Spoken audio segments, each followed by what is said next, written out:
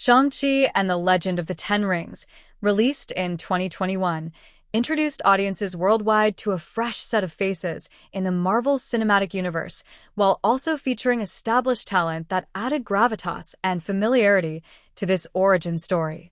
The cast played a vital role in making the film a cultural and cinematic success, with each actor bringing a unique background, perspective, and energy to their roles. This page explores the main cast members, their careers before and after the film, and how Shang-Chi influenced their professional journeys. At the heart of the film is Simu Liu, who plays the titular character Shang-Chi. Before landing the role, Liu was best known for his work on the Canadian sitcom Kim's Convenience, where he played Young Kim, a rebellious yet charming son working at a car rental company.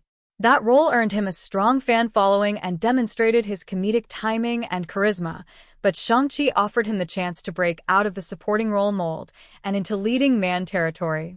Liu's path to Marvel fame is also notable because of his persistence and public engagement.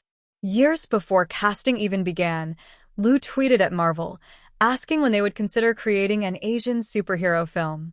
When he eventually got the part, it was a testament to both his hustle and the shifting dynamics of Hollywood representation. In Shang-Chi, Liu brought a mixture of vulnerability, humor, and strength. He performed many of his own stunts, reflecting his background in martial arts and fitness modeling. The success of the film catapulted him into global stardom, landing him major brand deals, talk show appearances, and roles in other films like Barbie and future MCU projects. Awkwafina, who played Katie, Shang-Chi's best friend and comic foil, had already been making waves in both comedy and drama before joining the MCU. Known for her roles in Crazy Rich Asians and her Golden Globe-winning performance in The Farewell, Awkwafina brought a blend of irreverent humor and grounded emotional intelligence to the role of Katie. Her character added levity to the film while also developing a meaningful arc, especially as she steps into a heroic role of her own by the end of the story.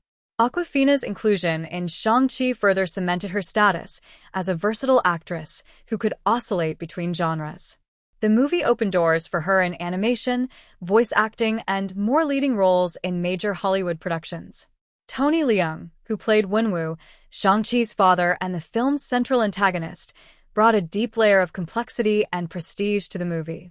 Leung is a legend in Asian cinema, with a filmography that includes masterpieces such as In the Mood for Love, Infernal Affairs, and multiple collaborations with acclaimed directors like Wong Kar-wai and John Woo.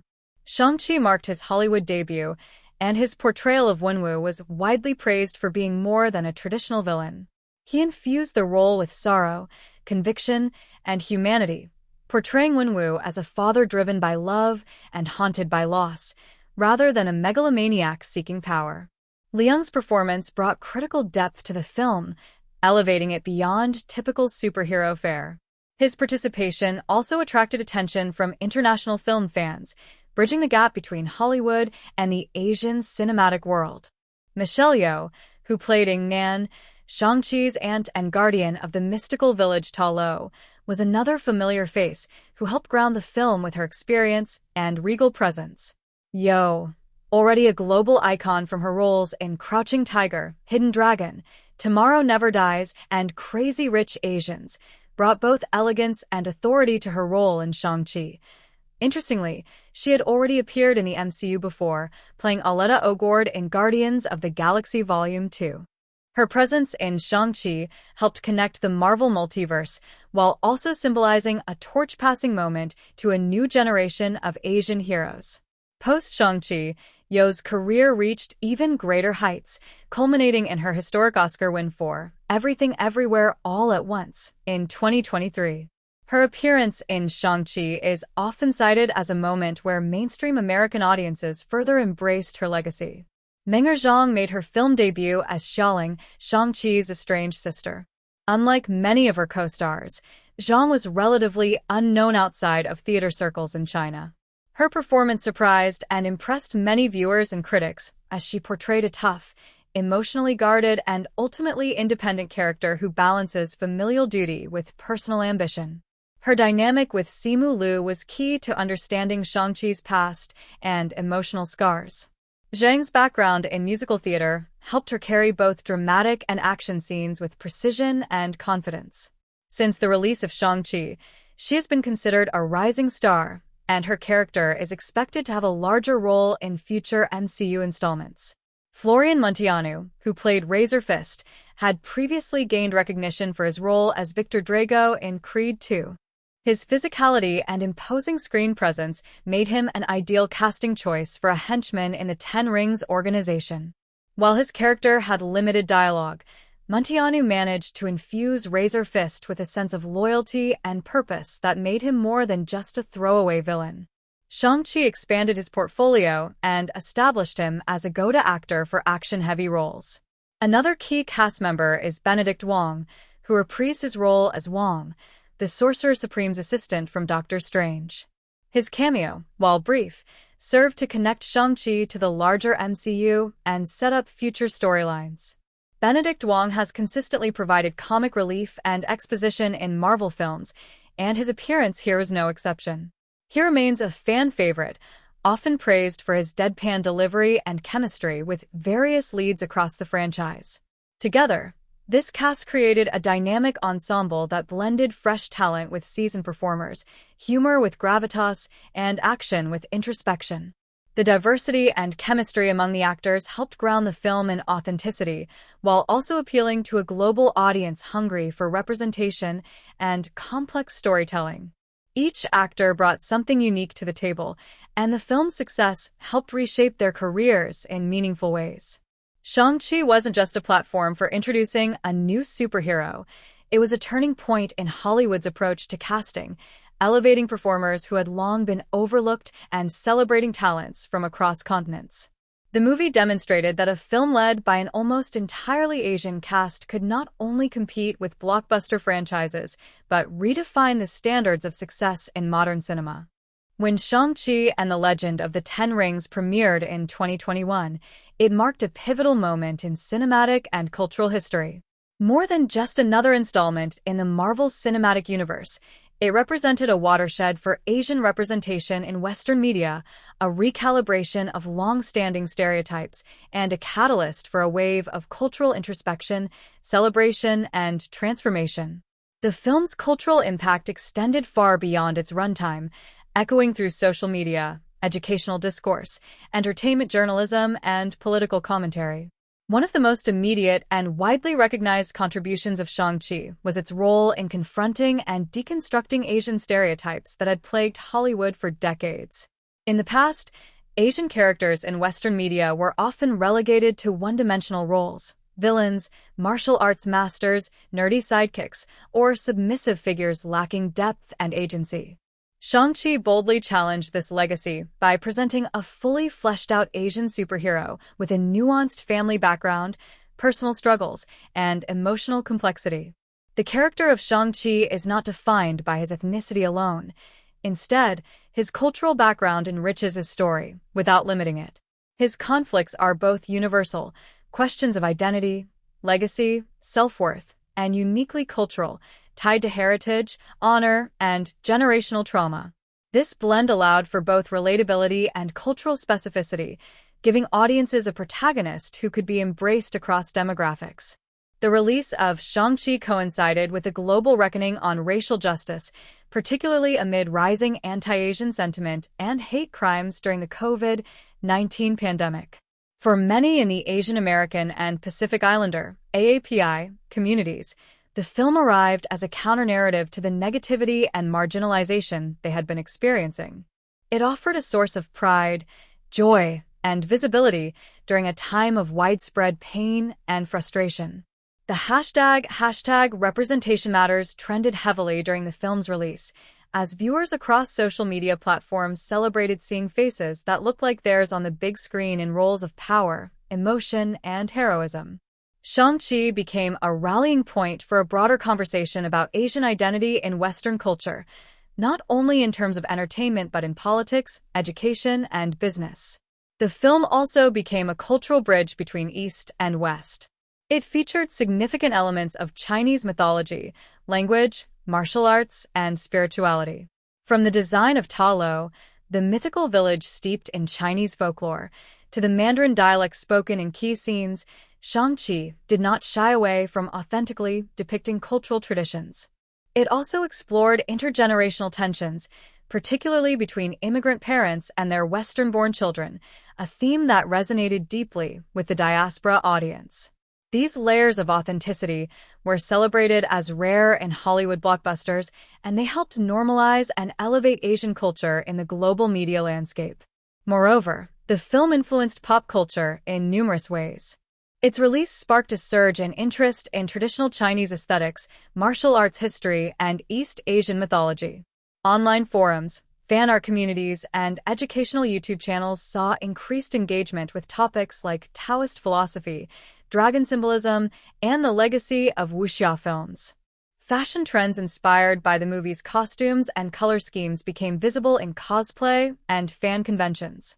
On TikTok and Instagram, fans recreated scenes, posted reaction videos, and celebrated the cast with tributes, makeup looks, and martial arts demonstrations. The film's unique blend of action, fantasy, and cultural depth provided a rich palette for user-generated content and creativity. Shang-Chi also made an impression in the world of memes and internet culture. Quotes from Awkwafina's character Katie and visual gags from the bus fight scene quickly became meme-worthy content. The sudden memification of Razor Fist as an absurdly named but oddly endearing character provided humorous commentary on the film's balance between serious themes and playful genre elements. Memes helped the film permeate internet culture and kept it in public discourse far beyond its opening weekend. Beyond entertainment, the film prompted reflection and discussion in academic and political circles. Professors of media studies, cultural anthropology, and Asian American history used the film as a teaching tool, analyzing its depiction of filial piety, assimilation, and post-colonial identity. It was praised for offering more than token representation. It portrayed Asian characters as complex individuals with emotional depth and varying moral compasses. Politicians and cultural critics highlighted the importance of such a film in the national conversation around diversity, especially in an industry historically dominated by white-led narratives. Shang-Chi's box office performance was another milestone in terms of cultural impact. Despite being released during a pandemic and lacking the traditional China box office, due to geopolitical tensions, it became one of the highest-grossing films of 2021 globally. This defied outdated Hollywood assumptions that films led by Asian casts could not perform well internationally. The success of the film opened doors for future projects centered around Asian protagonists, proving that stories rooted in specific cultural contexts can still have universal appeal. The film's impact was not limited to English-speaking countries. In regions across Asia, fans celebrated the representation of Chinese mythology in a global blockbuster. While some debates arose about the accuracy or stylization of certain elements, the overall reception emphasized pride in seeing Chinese culture portrayed with grandeur and respect. Asian fans outside of China, especially in Southeast Asia and the diaspora communities, embraced the film as a validation of their dual identities, balancing modern life with ancestral heritage. Shang-Chi also influenced future MCU projects. Its success helped greenlight more diverse stories, characters, and creators within the Marvel pipeline. It validated Marvel's strategy of diversifying its universe, not only for the sake of inclusion, but as a matter of storytelling richness and audience connection. The film's exploration of generational trauma, cultural hybridity, and mystical realism opened narrative doors for other culturally specific stories, including those centered on characters from other underrepresented communities.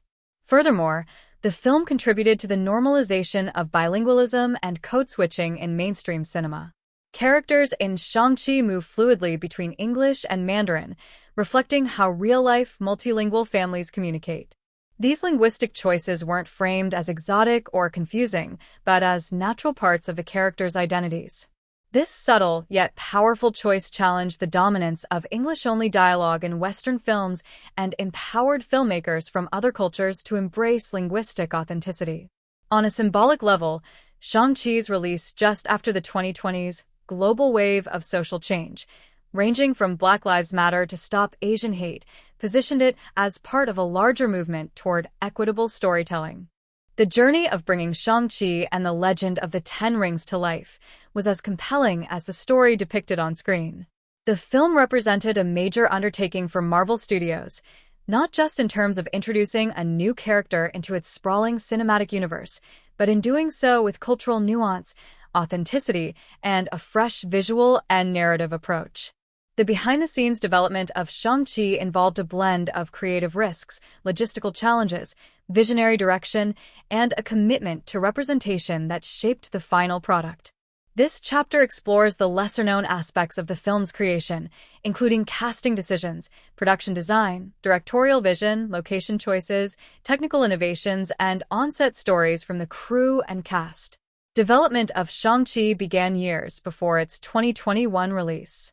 Marvel had long considered introducing the character, who first appeared in Marvel Comics in the 1970s as a kung fu hero inspired by the Bruce Lee craze of that era. However, the original comic book portrayal included outdated and problematic tropes, particularly in its use of Fu Manchu-type villains and Orientalist stereotypes. Kevin Feige and the Marvel team recognized that if they were to bring Shang-Chi into the modern cinematic universe, they needed to reimagine the character through a contemporary and culturally respectful lens. That meant not only updating the source material, but also assembling a creative team with deep cultural understanding and personal connections to the story's themes. Director Destin Daniel Cretton was a key figure in shaping this vision. Known for his work on films like Short Term 12 and Just Mercy, Cretton brought a strong humanistic approach to the film. He understood character-driven storytelling and had a reputation for coaxing honest, emotional performances from his actors. What made him particularly suited to Shang-Chi was his personal experience as an Asian American navigating identity, heritage, and belonging. His approach wasn't just about telling a superhero story. It was about exploring the internal conflicts of someone caught between two worlds, grappling with trauma and finding agency. Cretton worked closely with screenwriters Dave Callaham and Andrew Lanham to weave emotional depth into the action-heavy narrative. Callaham, of Chinese descent himself, helped bring authenticity to the script, particularly in scenes involving language, family dynamics, and cultural rituals. Casting the lead role was a meticulous process. Simu Liu was chosen after an extensive search, during which Marvel reviewed hundreds of candidates. Liu's background in martial arts, combined with his acting chops and passion for representation, made him a standout choice. He famously tweeted at Marvel years earlier asking when they would make an Asian superhero film, a moment that became both symbolic and prophetic once he landed the role. Once cast, Liu underwent intensive training in martial arts, stunts, wire work, and fight choreography. His dance background and athleticism allowed him to adapt quickly to the demanding physical aspects of the role, and he insisted on performing many of his own stunts, which added authenticity to his on-screen presence. The production faced a significant challenge in reimagining the Ten Rings, an organization previously teased in the MCU through earlier films like Iron Man and Iron Man 3. In the latter, the villain known as the Mandarin turned out to be a decoy, played for comic effect. This disappointed fans who hoped for a more serious portrayal. In Shang-Chi, Marvel sought to redeem this narrative thread by introducing Wenwu, a new character who retained the thematic weight of the Mandarin but was redefined as a tragic father and complex antagonist. Tony Leung's casting was both bold and brilliant. He had never acted in a Hollywood film before, and securing his involvement added tremendous credibility and emotional gravitas. On set, his quiet, focused energy elevated every scene. Crew members often remarked on his ability to convey volumes with the smallest expression or movement, a skill honed from decades of working in Asian cinema. The martial arts choreography was one of the most celebrated elements of the film and required a dedicated team of fight coordinators, stunt performers, and movement specialists. The filmmakers drew inspiration from classic kung fu cinema, including the works of Jackie Chan, Jet Li, and Donnie Yen. The bus fight scene, in particular, became an instant highlight, praised for its creativity, fluid camera work, and blend of humor with high-intensity action. It took several weeks to rehearse and shoot, involving a custom-built gimbal to simulate a moving bus. The production team built an entire bus rig that could tilt, spin, and shift on demand, enabling more dynamic camera movements and fight interactions. Another standout sequence was the scaffolding fight on the side of a Macau skyscraper. Shot on a massive set built at Fox Studios in Sydney, Australia, the scene involved complex wire work and green screen technology. Actors and stunt doubles had to perform in harnesses high above the ground, simulating the sensation of perilous heights. The coordination between practical stunts and digital enhancements created a seamless illusion of danger and vertigo, all while maintaining fluid choreography. Filming primarily took place in Australia, specifically in Sydney and surrounding areas. The choice to shoot in Australia was partly due to its handling of the COVID-19 pandemic, which allowed for a safer production environment. However, the film also required extensive visual world-building, especially for the mythical village of Ta Lo. This fantastical location was brought to life using a combination of real landscapes and massive sets constructed on studio backlots. The village featured traditional Chinese architectural elements, lush natural surroundings, and mystical creatures, all designed to reflect the mythic dimension of Chinese folklore while serving the story's needs. Costume designer Kim Barrett and production designer Sue Chan worked closely to craft a unique visual identity for each setting. From the sleek modernity of San Francisco to the ancient mysticism of Ta Lo, every set and costume reflected the characters' emotional states and cultural heritage. On-set stories often highlighted how moved the cast and crew felt while filming in Ta Lo's set. Michelle Yeoh, who played Ing Nan, reportedly felt a deep emotional connection to the space, as it evoked memories of films she had worked on decades earlier that honored similar traditions. The COVID-19 pandemic did impact production, leading to temporary halts and revised shooting schedules. The team implemented rigorous safety protocols, including regular testing, mask mandates, and limited set access. Despite these challenges, the cast and crew forged a close bond. Simu Liu shared behind-the-scenes photos of birthday celebrations, martial arts training, and candid moments with the team that showcased the camaraderie on set. Awkwafina frequently praised the film's inclusive environment and noted how meaningful it was to work on a project with such a strong sense of community and purpose. At its core, Shang-Chi and the Legend of the Ten Rings is an origin story that merges action-adventure with mythological fantasy, all wrapped in an emotionally resonant family drama. Its plot is layered, unfolding gradually through flashbacks, character development, and multiple tonal shifts. The narrative structure is designed not only to introduce a new hero to the Marvel Cinematic Universe, but also to explore complex themes like grief, cultural identity, and redemption. The film takes a nonlinear approach in some parts, blending past and present to reveal character motivations over time, while building toward a climactic battle that resonates both emotionally and visually. The story begins in present-day San Francisco, where Shang-Chi, going by the name Sean, is living a relatively quiet life working as a valet alongside his best friend Katie. The tone at the beginning is light, even comedic, as the audience is introduced to their everyday existence. The exposition is minimal, allowing viewers to get a sense of the characters before the action kicks in.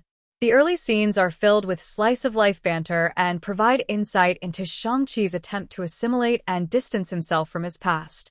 However, this mundane beginning is swiftly disrupted when Shang-Chi is attacked on a bus by a group of assassins seeking a pendant he wears. The sudden eruption of violence shatters the comedic tone and propels the narrative into motion. The bus fight serves as the first major turning point. Not only is it a spectacle of choreography and tension, but it also reveals that Shang-Chi is far more than he appears. Katie is stunned by his combat skills, and the audience realizes that this laid-back valet is hiding a dangerous and complicated past. This event sets off the first of many plot pivots, as Shang-Chi decides to travel to Macau to find his sister, Xiaoling, who also possesses a matching pendant. This journey initiates the next narrative phase, where Shang-Chi must confront the family and memories he has tried to leave behind. The structure of the film heavily relies on flashbacks interwoven with the present-day plot. Through these sequences, viewers are introduced to Shang-Chi's childhood, his training under his father Wenwu, and the tragedy of his mother's death. These memories are not delivered all at once, but are instead strategically placed throughout the film. This nonlinear narrative device deepens the audience's understanding of Shang-Chi's trauma and his internal conflict.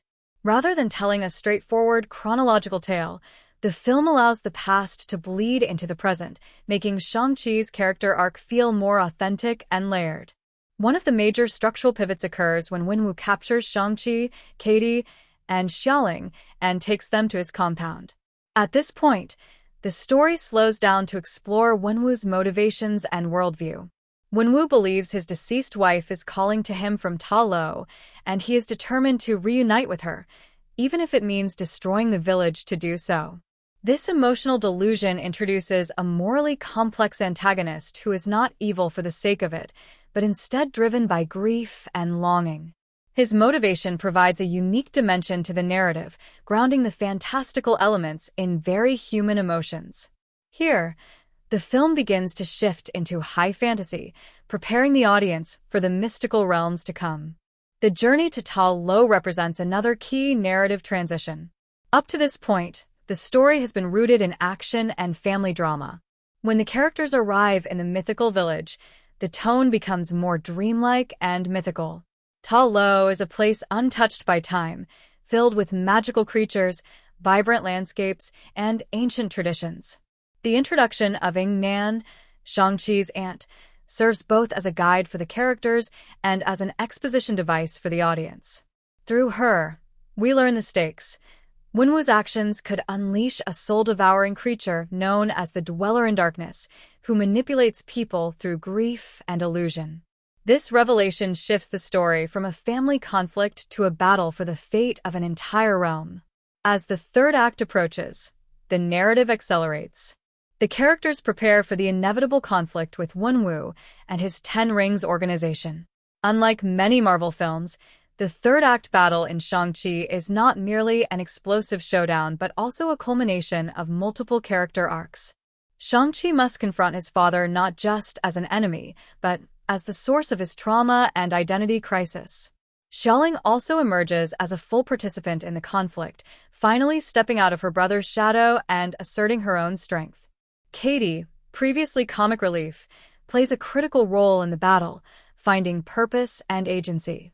The climax of the film occurs in multiple layers.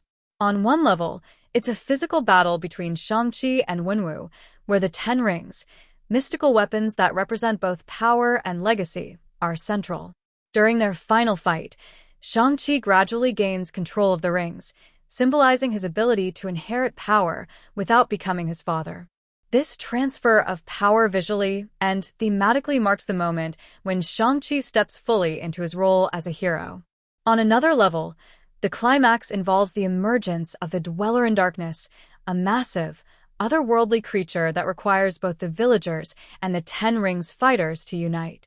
The battle against this monster elevates the stakes while also serving as a metaphor for grief unchecked.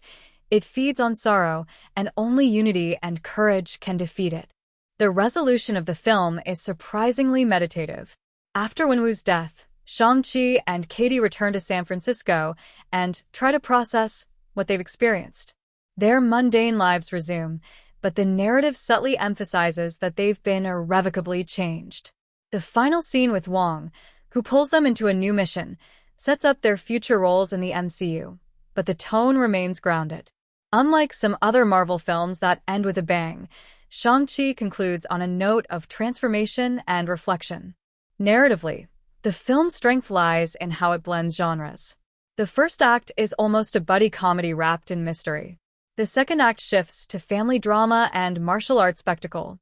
The third act dives into fantasy and mythological epic. Each transition feels earned, supported by emotional stakes and character development. This genre fluidity is one of the reasons why the film resonated with such a wide audience. It never stays in one place for too long, always evolving, much like its protagonist. Another structural highlight is the dual journey of the protagonist and antagonist. Wenwu is not merely an obstacle to overcome but a mirror reflecting the dangers of unresolved grief and clinging to the past. The interplay between Shang-Chi and his father drives the narrative's emotional core. Their final confrontation is not about domination but about letting go, of expectations, of pain, and of the cycle of violence passed from father to son. Beneath its dazzling action sequences, mythological creatures, and blockbuster energy, Shang-Chi and the Legend of the Ten Rings is a film rich in thematic complexity.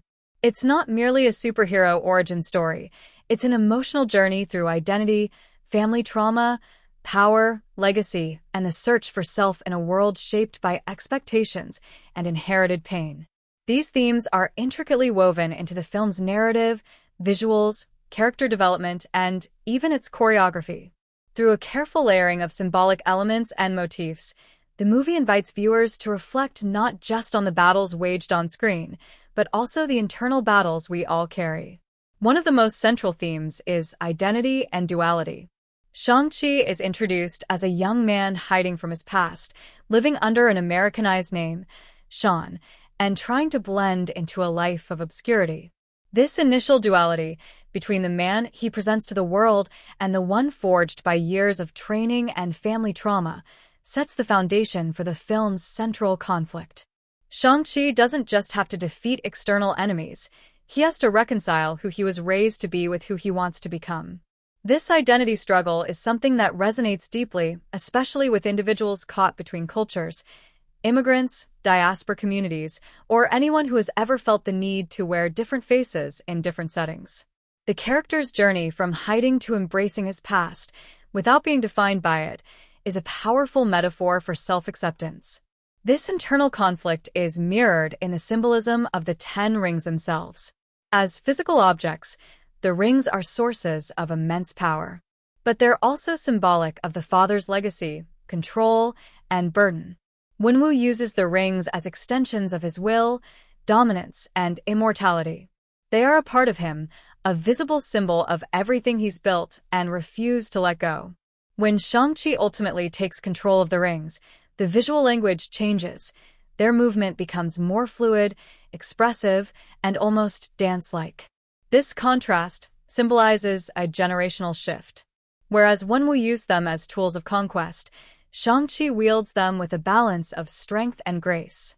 It's a visual metaphor for transformation, taking what came before and reshaping it into something new. Another major theme is family and generational trauma. Shang-Chi's journey is heavily defined by the trauma passed down from his parents. Wenwu, blinded by grief after the death of his wife, projects his pain onto his children. He forces Shang-Chi into brutal training, pushes Xiaoling into the shadows, and builds a wall between himself and healing. His refusal to process grief properly becomes the source of destruction. The film presents this trauma not as an isolated issue, but as something that infects generations. Shang-Chi is not just trying to break free from his father's legacy, he's trying to stop the cycle of pain. His confrontation with Wenwu is deeply symbolic, as it is less about defeating a villain and more about confronting the unresolved wounds of his past. In doing so, the film underscores the importance of addressing trauma openly, rather than burying it beneath power or silence. Alongside this, the film explores the idea of grief as a corrupting force. Wenwu's belief that his wife is calling to him from beyond the grave is manipulated by the Dweller in Darkness, a creature that literally feeds on sorrow and loss. This dark entity is a symbol of how unprocessed grief can become destructive, even parasitic. Wenwu is so consumed by his mourning that he is willing to destroy the very world his wife once protected. The film does not judge him harshly, but it does portray the danger of letting grief dictate one's actions. The resolution comes not through vengeance, but through understanding and letting go, a rare message in action cinema, which often glorifies revenge and punishment. Balance and harmony are also recurring themes, especially once the characters reach Ta Lo. The village itself is a visual and thematic contrast to the cold, authoritarian compound of the Ten Rings. Ta Lo is a place where tradition, nature, and community coalesce. The fighting style there is more flowing, rooted in Tai Chi and internal martial arts principles. This shift in physical movement reflects a shift in philosophy, from aggression to balance, from control to cooperation. Ying Nan's training of Shang-Chi helps him rediscover his mother's legacy and encourages him to integrate both sides of his lineage. The film suggests that true strength comes not from choosing one part of your identity over another, but from harmonizing the pieces into a cohesive whole. Sibling dynamics and inequality form another important layer. Xiaoling's story is quieter but equally poignant. She represents the overlooked sibling, the daughter denied recognition, and the woman forced to create her own power in a world that excluded her. Her decision to build an underground fighting empire is symbolic of reclaiming agency. When the film ends with her sitting on the throne of the Ten Rings, it's both triumphant and complicated. She inherits the legacy she was once denied, but on her own terms. Her story reinforces the theme that power and voice must be claimed when systems seek to suppress them. The film also plays with the symbolism of names and identity reclamation. When Shang-Chi begins using his real name again, it is a significant turning point. Names in the film carry weight. They are tied to memory, honor, and self-perception. By reclaiming his name, Shang-Chi is embracing the totality of his experience, no longer hiding from either his pain or his past. In many cultures, names carry spiritual significance, and the act of reclaiming one's name is akin to reclaiming one's destiny. Even the fantastical elements are rich with symbolic meaning. The Great Protector, the benevolent dragon that aids the villagers, represents ancestral wisdom, balance, and protection.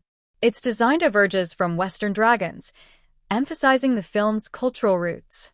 The dragon's emergence in the final act is not just for spectacle, it is a metaphor for ancestral guidance and the power of tradition used for good. In contrast, the Dweller in Darkness is formless, faceless, and manipulative, an embodiment of emotional suppression and distorted memory. Their battle becomes a symbolic clash between healing and unresolved pain. Another notable symbolic thread is the film's use of mirrors and reflection. Shang-Chi constantly reflects on his past, not just metaphorically, but visually. Many scenes feature him looking into mirrors, pools of water, or being surrounded by reflective surfaces. These moments serve as literal and figurative reflections, forcing the character to confront who he is and who he fears becoming. This motif culminates when he sees himself through the eyes of those around him, particularly Katie and Xiaoling, who help reflect back his potential, strength, and humanity. Katie's character, though often serving a comedic role, also embodies a symbolic arc of finding purpose. At the beginning of the film, she is aimless, content to coast through life without ambition. Her journey, from valet driver to hero who lands a life-saving arrow shot, mirrors the idea that greatness can emerge from the unexpected. Her story reinforces the film's message that destiny is not a fixed path but a choice, shaped by courage and willingness to grow. From the very first frame, Shang-Chi and the Legend of the Ten Rings signals to the audience that it will not be just another Marvel movie. Its visual style and cinematography distinguish it as both a genre-blending action film and a visual love letter to East Asian aesthetics and classical martial arts cinema. This cinematic language is developed through intentional choices in lighting, camera movement, color palette, framing, visual effects, and even the physical choreography of its characters. The result is a film that stands out not only for its narrative strengths, but also for its breathtaking visuals and thoughtful camera work, contributing meaningfully to the emotional resonance and cultural identity of the story. One of the most striking aspects of the film is its deep integration of traditional Chinese visual influences with modern cinematic technique. The cinematography, led by Bill Pope, renowned for his work on the Matrix trilogy and Spider-Man 2, combines kinetic energy with poetic framing.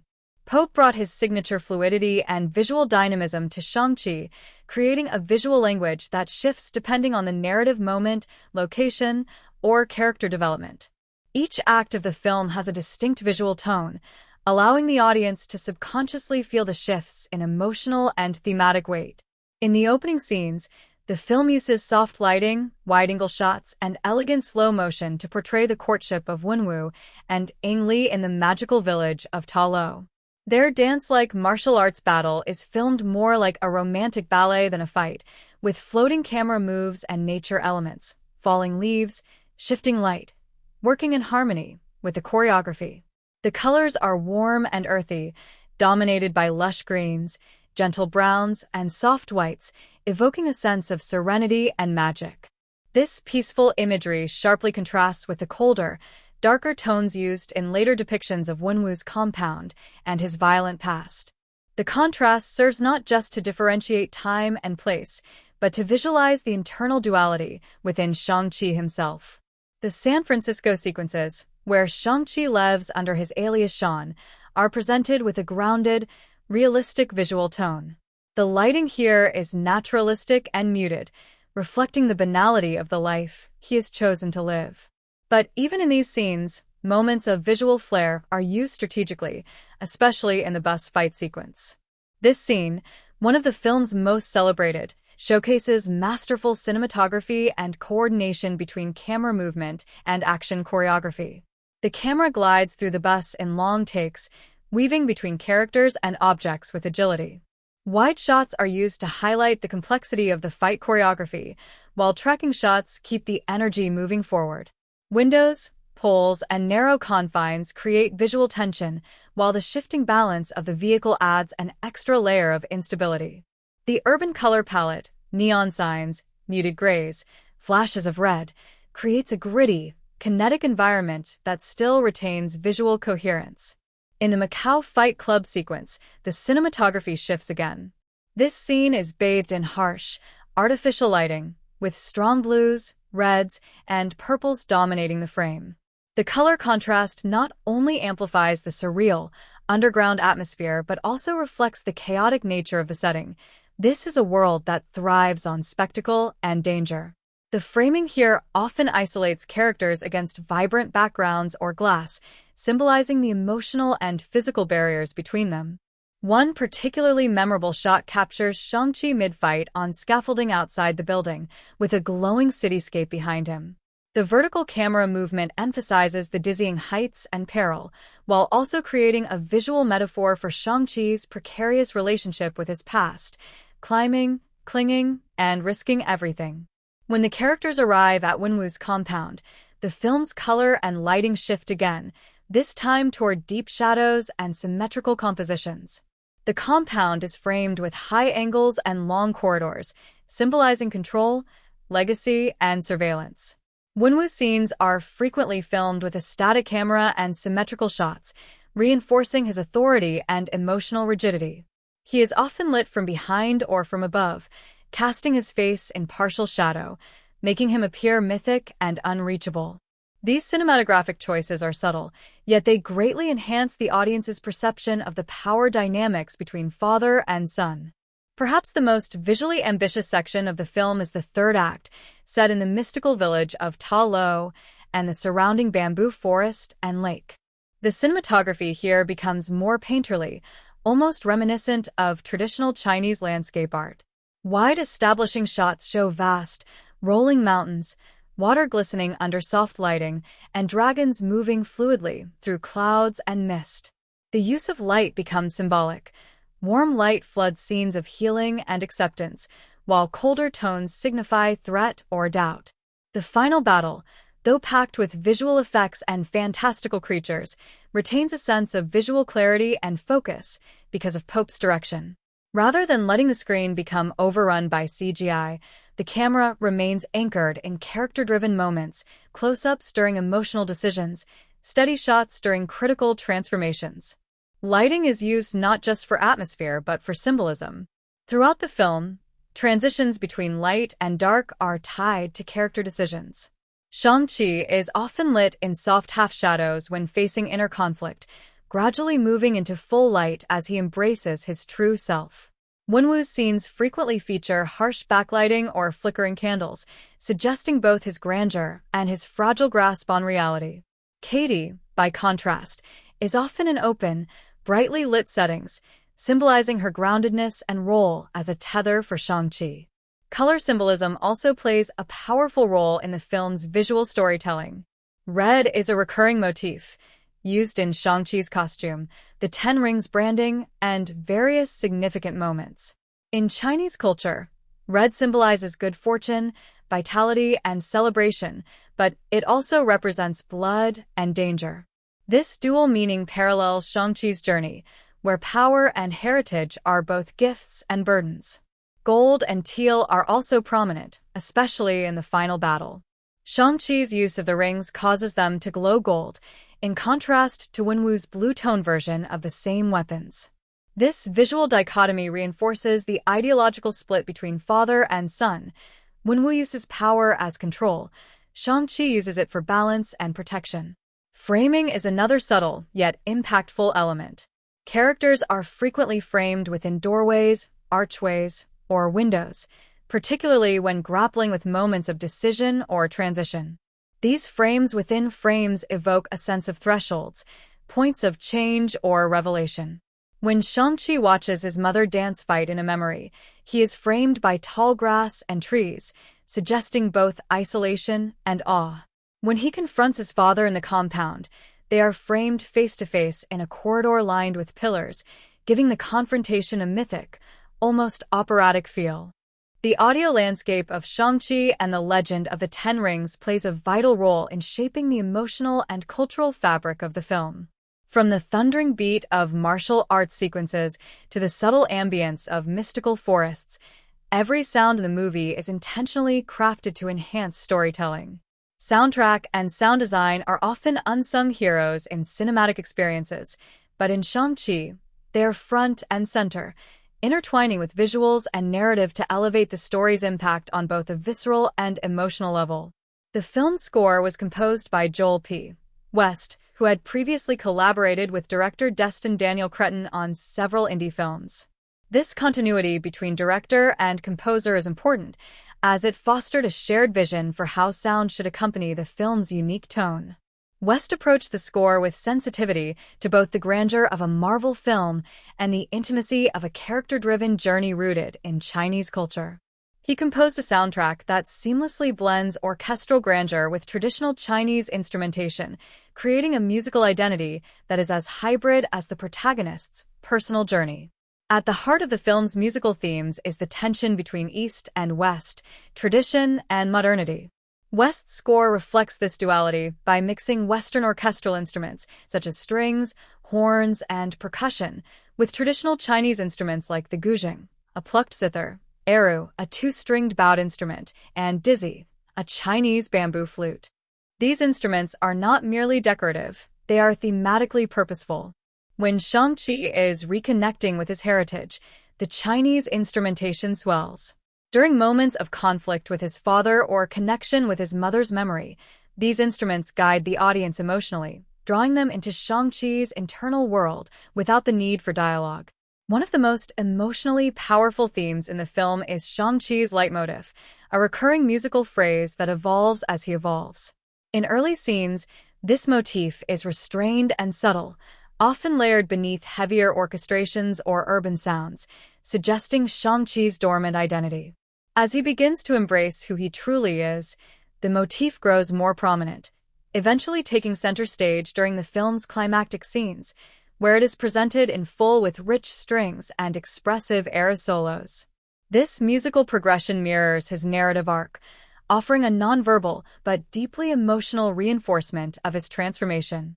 Beyond the original score, the curated soundtrack, featuring contemporary artists, also plays a significant role in shaping the film's identity, particularly its cultural voice.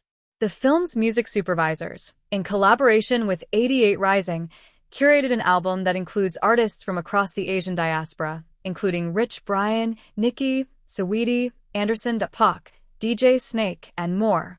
These tracks appear in diegetic and non-diegetic contexts, enriching the film's cultural authenticity.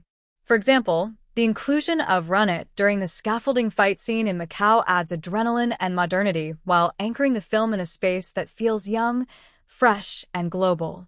These songs aren't just placed for marketing purposes, they enhance character and tone. When Katie and Shang-Chi are hanging out in San Francisco, the music reflects their millennial lifestyle, laid-back, humorous, somewhat directionless, but rooted in friendship. The pop-rap vibe reflects their world as young Asian Americans navigating identity, culture, and responsibility. Music becomes a shorthand for personality and setting. Sound design is equally meticulous. Each fight sequence has its own audio language.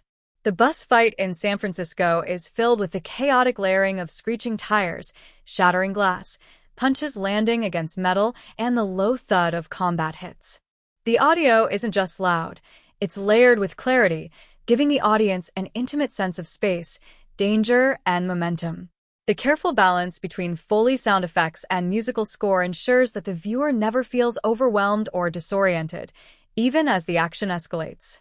In the bamboo forest scenes of Ta Lo, the sound design turns more atmospheric.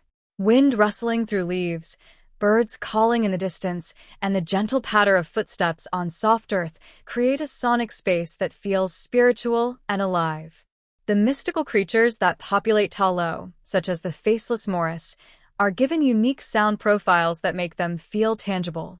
The design here is ethereal, but never artificial. Sound helps sell the fantasy, grounding mythical creatures in textured audio that matches their visual design. The final battle sequence between the Great Protector and the Dweller in Darkness showcases the peak of the film's audiovisual synergy. The dragon's roars are not standard monster growls. They are pitched to sound ancient, wise, and powerful, mixing deep bass tones with layered reverberation, almost like a choral chant. The soul-sucking sequences are underscored by a disturbing, hollow suction sound, reminiscent of wind being drained from lungs. It's a haunting noise that immediately signals danger, death, and emotional weight, adding tension without a single word spoken. Importantly, silence is used as a tool just as powerfully as sound. In emotionally charged scenes, like Shang-Chi's confrontation with Wenwu at his mother's shrine, the music fades, and we are left with the quiet tension of breath, wind, and the weight of unspoken pain. This stillness makes the moments of sound that follow, whether it's a musical swell or a sharp impact, feel all the more powerful. Silence becomes a framing device, allowing the emotional stakes to echo. Katie's musical motif, though less prominent, is also present. In moments where she supports Shang-Chi or finds her courage, lighter, more playful instrumentation is introduced, such as twinkling piano notes or gentle strings.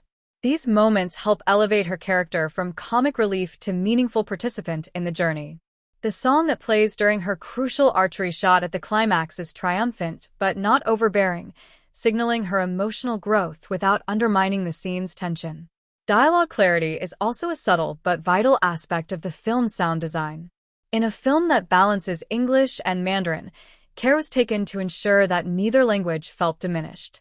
The transitions between languages feel natural, with sound mixing ensuring that every line, whether whispered or shouted, lands with clarity and impact. Accents, intonations, and emotional cadences are preserved rather than smoothed over, maintaining authenticity in both performance and sound capture. The post-credit scenes use audio cues to build intrigue.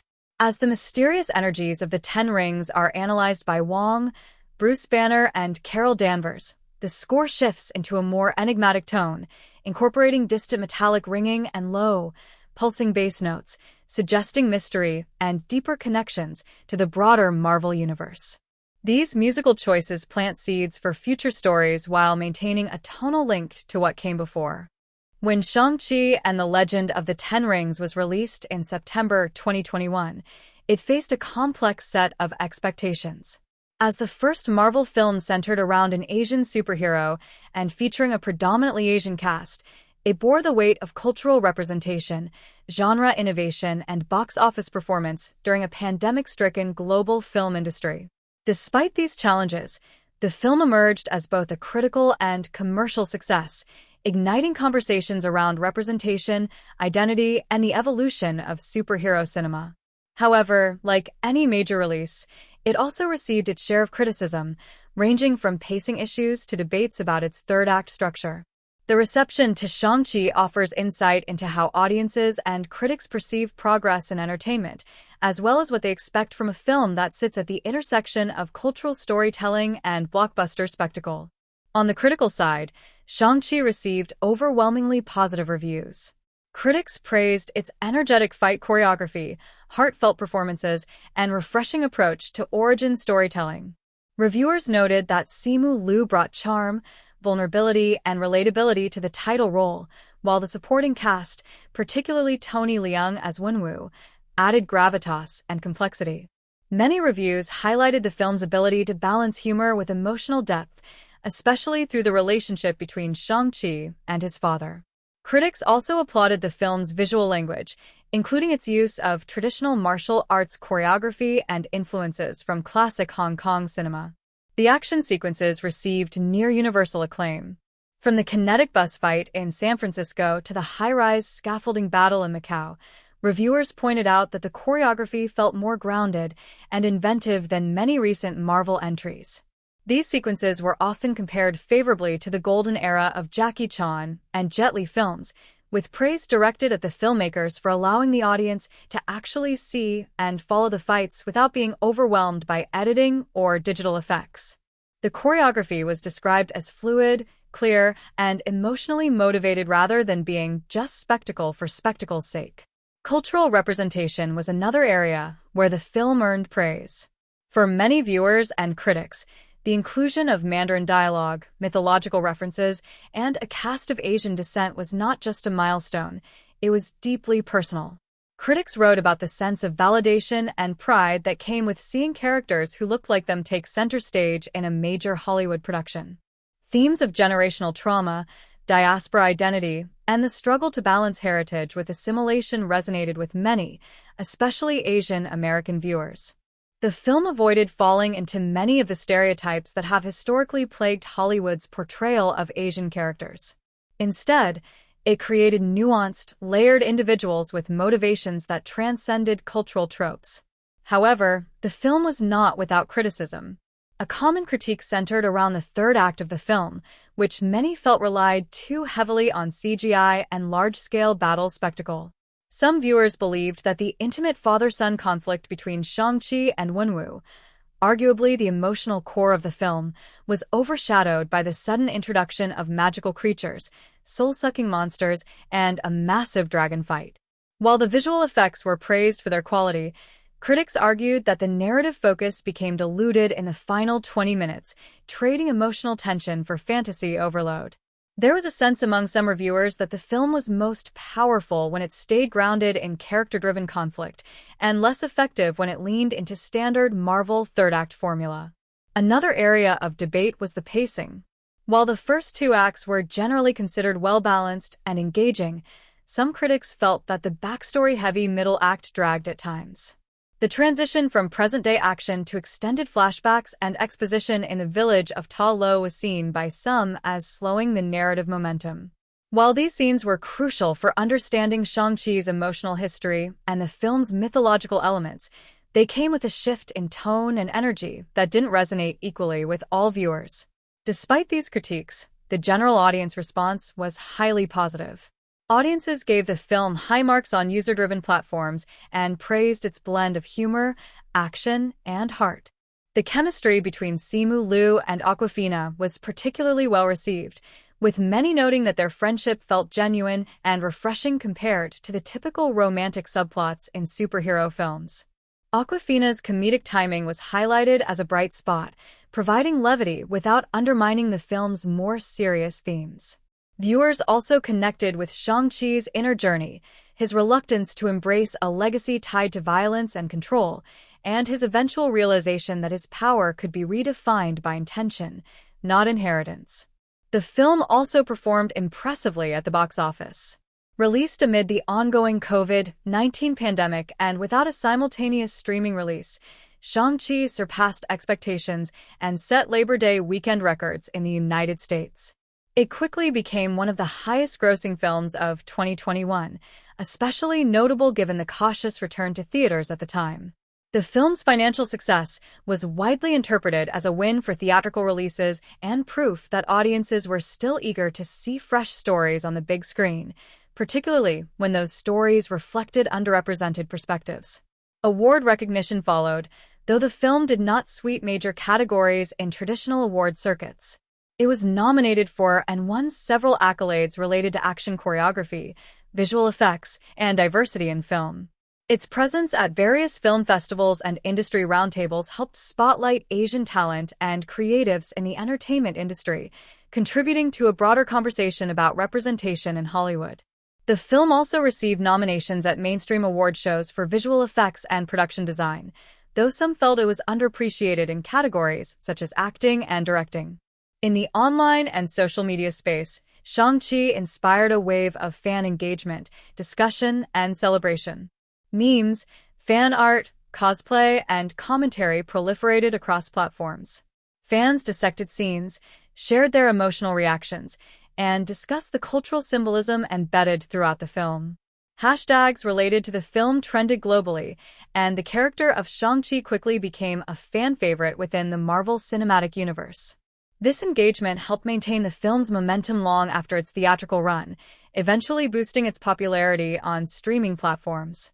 Still, some discussions pointed out potential missed opportunities. Some viewers wanted a deeper exploration of Katie's character arc beyond her role as comic relief and sidekick. Others questioned whether Shang-Chi's narrative would continue to be shaped by themes of cultural heritage, or whether future installments would dilute this aspect in favor of broader Marvel world-building. There were also conversations about the balance between honoring traditional myths and creating new ones. Some viewers felt that while Ta Lo was beautifully realized, it could have drawn more specifically from recognizable Chinese mythologies instead of a generalized fantasy aesthetic. The release of Shang-Chi and the Legend of the Ten Rings marked a turning point in modern blockbuster cinema, not only because of its immediate success, but because of the long-lasting influence it began to exert on the entertainment industry, global audiences, and cultural dialogue. The film's legacy extends beyond ticket sales and critical reception. It became a reference point in discussions around diversity, cultural representation, mythological storytelling, and the future of superhero narratives. As with many landmark films, its true impact lies in the ripple effects it created across multiple spheres: filmmaking, popular culture, industry dynamics, and personal identity.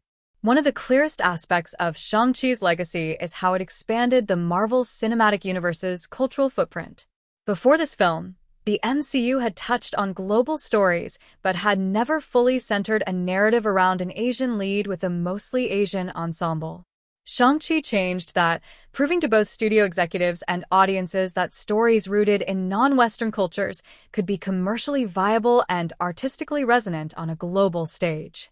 This success encouraged Marvel and other studios to greenlight projects that would have once been considered risky, such as other culturally specific superhero films, series featuring underrepresented communities, and genre crossovers that move beyond the standard superhero mold. Within Marvel's internal continuity, Shang-Chi opened the door to a more mystical and mythological side of the universe. While films like Doctor Strange had already introduced some elements of the mystical, Shang-Chi built an entire mythos centered on Chinese folklore, ancient creatures, and magical artifacts like the Ten Rings. This mythological foundation wasn't just decorative, it was foundational to the story and character arcs, setting up future plotlines involving cosmic and interdimensional themes. The Ten Rings themselves became an object of great curiosity in the larger MCU, with the post-credit scene hinting at their mysterious origin and deeper significance, which fans and creators alike have continued to speculate about. Beyond plot integration, the film introduced a new kind of hero into Marvel's pantheon. Shang-Chi is not a billionaire, a god, or a soldier. He's a young man with trauma, doubt, and a fractured past. His story resonates because it's about self-acceptance, reconciling with family, and reclaiming identity. That narrative, grounded in very real emotional struggles, has inspired other screenwriters and directors to push for more personal stories in big-budget films. Shang-Chi's vulnerability, humor, and relatability have made him a standout character among newer MCU heroes, with fans eagerly anticipating his next appearance. The film laid the groundwork for a possible franchise within a franchise, one where Shang-Chi becomes a central figure in the MCU's future phases, whether as a team leader, mentor, or bridge between worlds. In terms of industry influence, Shang-Chi changed conversations in Hollywood about representation and casting. It wasn't the first film with an Asian lead in Western cinema, but it was the first to combine that with the power and reach of Marvel Studios. Its success helped challenge the long-standing narrative that international or Asian-led projects would not perform well in Western markets. The film's triumph made it harder for executives to claim that such films were financial risks. As a result, more Asian creators and talents have found doors open to them, both in front of and behind the camera. Studios have since been more willing to explore stories that reflect diverse cultural experiences without requiring them to be filtered through a Western-centric perspective. The success of Shang-Chi also brought renewed attention to martial arts cinema. While martial arts have long been a staple in global film, their influence had been largely sidelined in mainstream Hollywood superhero films. With Shang-Chi, the reverence for classic kung fu films was brought back, and audiences responded with enthusiasm. This has led to a resurgence in interest for well-choreographed, character-driven action sequences, a trend now visible in newer superhero films and series that prioritize practical stunts, long takes, and choreography over purely digital spectacle. It reminded audiences and filmmakers alike that there is something deeply satisfying about watching a fight scene that tells a story through movement, rhythm, and expression. On a cultural level, Shang-Chi became a touchstone for Asian identity and pride. The film's release coincided with a rise in anti-Asian sentiment in parts of the world, particularly in the wake of the pandemic. In this context, seeing an Asian hero portrayed not as a sidekick or a stereotype, but as a central, powerful, and emotionally rich character had significant resonance. For many viewers, especially in the Asian diaspora, the film was more than entertainment. It was representation on a massive scale. It provided a moment of catharsis and celebration, affirming that Asian faces, voices, and stories belonged in the cinematic mainstream. Parents brought their children to see the film not just for the action, but to offer them role models that reflected their heritage. The film also left a mark on fashion, design, and merchandising. Costume designs from the film inspired cosplay communities and influenced mainstream fashion, particularly in East Asian streetwear and luxury brands. Shang-Chi's red and black suit became an instant visual icon, appearing on everything from action figures to designer jackets. The mythical creatures from Ta Lo, especially Morris, the faceless, winged creature, became unexpected merchandising hits, spawning plush toys, collectibles, and animated adaptations. This cross-market appeal helped Marvel solidify its presence in regions where Western superheroes previously had limited resonance. In education and academic circles, Shang-Chi has begun to appear in curriculum and scholarly discussion. Its themes of diaspora, generational trauma, and cultural duality make it a rich subject for analysis in film studies, cultural studies, and identity politics. Professors and students alike have used the film as a case study in how Hollywood is adapting to a more globalized and diverse storytelling landscape.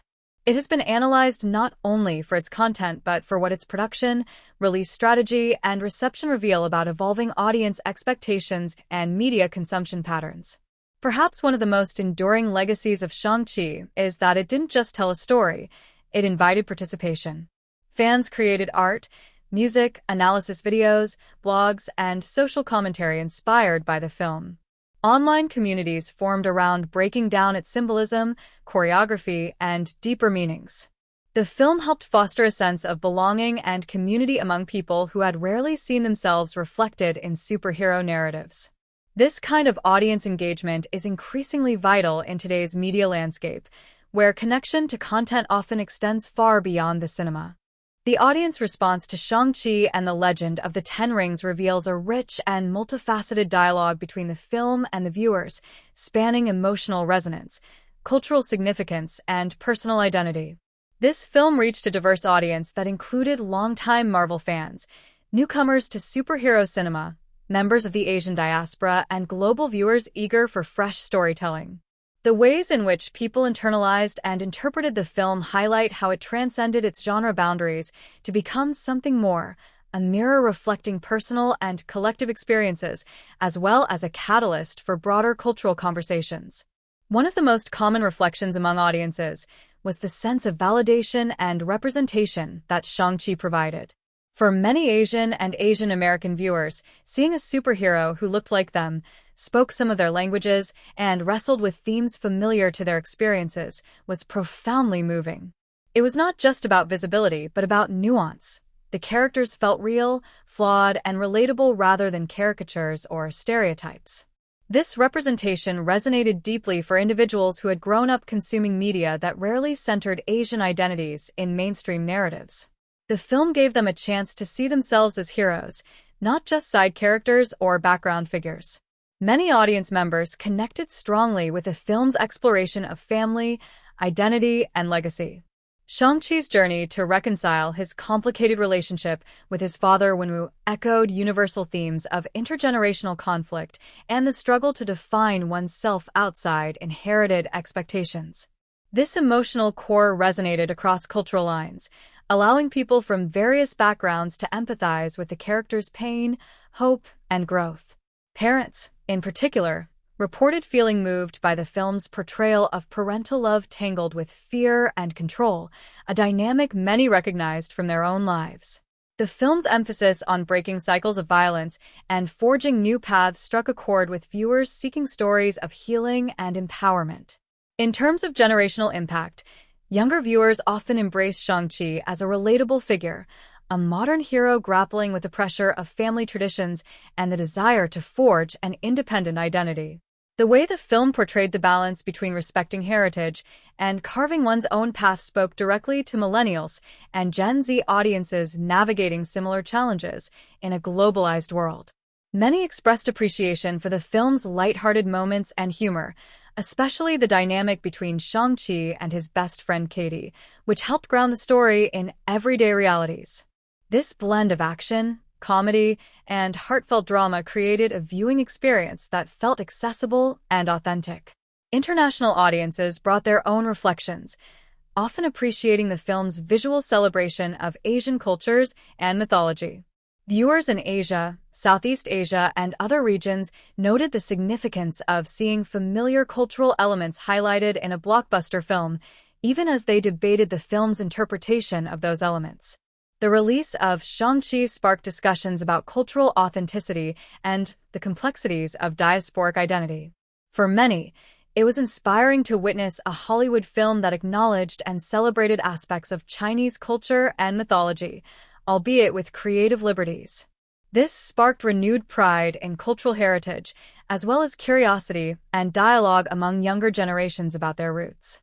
The film also prompted reflections on the evolving nature of heroism. Unlike earlier, more traditionally invincible superheroes, Shang-Chi was portrayed as vulnerable and uncertain. Audiences appreciated that he struggled with self-doubt and past trauma, making his eventual acceptance of his role feel earned rather than predetermined. This portrayal aligned with a broader cultural shift toward more humanized and psychologically complex heroes in media. Viewers who had grown weary of one-dimensional characters found Shang-Chi's arc refreshing and inspiring. The hero's journey became a metaphor for personal growth, resilience, and the courage to face difficult truths. Another interesting aspect of audience reflection was the film's engagement with themes of power and responsibility. Shang-Chi's rejection of his father's violent legacy and his decision to wield power with compassion and self-awareness sparked conversations about what true strength means. Many viewers related this to their own lives, interpreting it as a call to break harmful cycles and to use whatever influence they have to create positive change. The film became a source of motivation for those grappling with toxic family dynamics, societal pressures, or the desire to redefine themselves outside of imposed narratives. Social media played a significant role in shaping and amplifying audience reflections. Platforms like Twitter, Instagram, TikTok, and Reddit became spaces where fans shared their reactions, analyses, and emotional responses in real time. Viral clips of fight scenes, character moments, and symbolic imagery circulated widely, creating a shared cultural experience. Hashtags celebrating the film and its characters trended globally, fostering a sense of community among viewers. Fan art, cosplay, and fan fiction flourished, allowing audiences to engage creatively with the story and its themes. This interactive engagement helped transform Shang-Chi from just a movie into a participatory cultural event. Many fans expressed how the film inspired them to explore their own cultural backgrounds and personal histories. For diaspora communities, Shang-Chi was a gateway to conversations about identity, language, and belonging. Some reported that the film encouraged them to learn more about Chinese mythology, history, and traditions, while others felt empowered to embrace their mixed or hybrid identities more confidently. The film sparked intergenerational dialogues, with younger viewers sharing the film with their parents and relatives, creating moments of connection through shared storytelling. Audience reflections also highlighted the importance of the film's humor and levity in balancing heavier themes. The character of Katie, Shang-Chi's best friend, was widely appreciated for bringing warmth and comic relief, making the narrative feel more grounded and approachable. Many viewers noted that her presence broadened the film's appeal beyond martial arts fans, providing a relatable perspective for those unfamiliar with the genre or mythology.